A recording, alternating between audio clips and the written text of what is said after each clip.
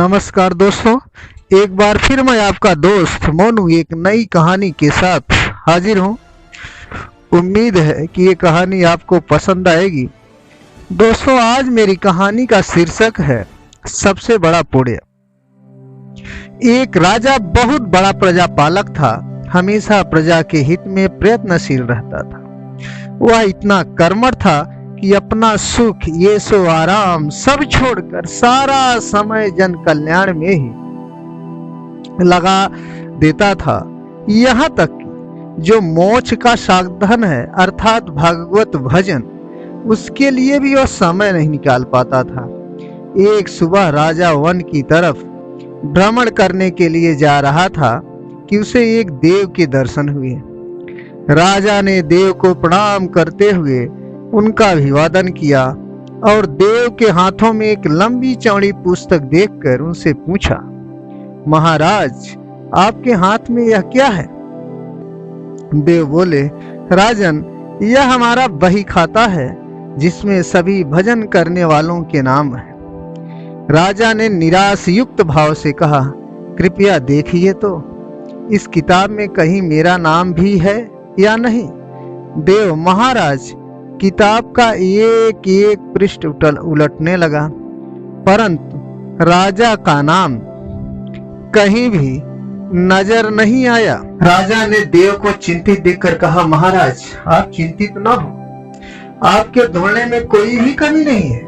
वास्तव में मेरा दुर्भाग्य है कि मैं भजन कीर्तन के लिए समय नहीं निकाल पाता और इसलिए मेरा नाम यहाँ नहीं है। उसने राजा के मन में आत्मग्लानि सी उत्पन्न हुई, लेकिन इसके बावजूद उन्होंने इसे नजरअंदाज कर दिया और पुनः परोपकार की भावना के लिए दूसरों की सेवा करने में लग गए। कुछ दिन बाद राजा फिर सुबह वन की तरफ टहलने के लिए निकले तो उन्हें वही देव महाराज के दर्शन हुए। इस बार भी उनके हाथ में एक पुस्तक थी। इस पुस्तक के रंग और आकार में बहुत भेद था और यह पहली वाली से काफी छोटी भी थी। राजा ने फिर उन्हें प्रणाम करते हुए पूछा, महाराज, आज कौन सा बही खाता आपने हाथों में लिया हुआ है? देव ने कहा, राजन, आज के बही खाते में उन लोगों का नाम लिखा है जो ईश्वर को सबसे अधिक प्रिय है। राजा ने कहा, कितने भाग्यशाली होंगे वे लोग, निश्चित ही वे दिन रात भगवत भजन में लीन रहते होंगे। क्या इस पुस्तक में कोई मेरे राज्य का भी नागरिक है? महाराज ने वही खाता खोला और ये क्या, पहले पन्ने पर पहला नाम राजा का ही था।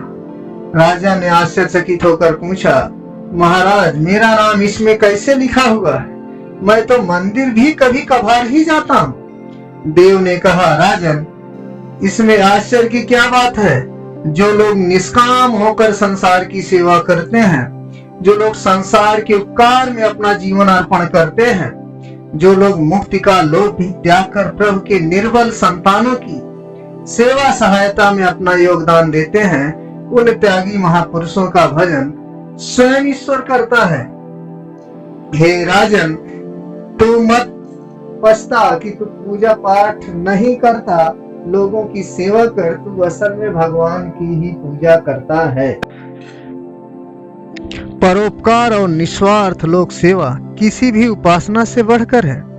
देव ने वेदों का उदाहरण देते हुए कहा कि कुर्वन्नयेह कर्माणि जिजीव शिक्षणम समः एवान तो आप नान्यो अस्ति व कर्पलिप्तये नरे, अर्थात कर्म करते हुए 100 वर्ष जीने की इच्छा करो तो कर्म बंधन में लिप्त हो जाओगे।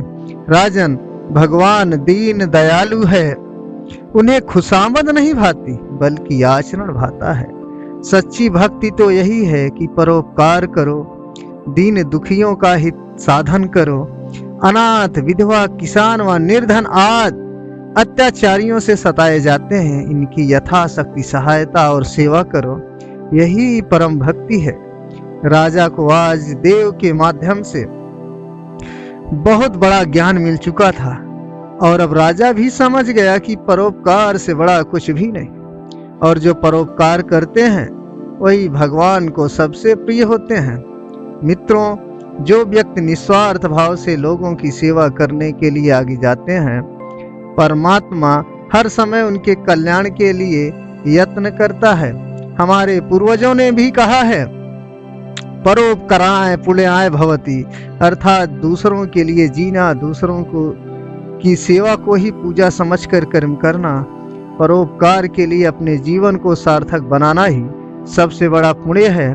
और जब आप भी ऐसा करेंगे तो स्वतः ही आप इस ईश्वर के प्रिय भक्तों में शामिल हो जाएंगे।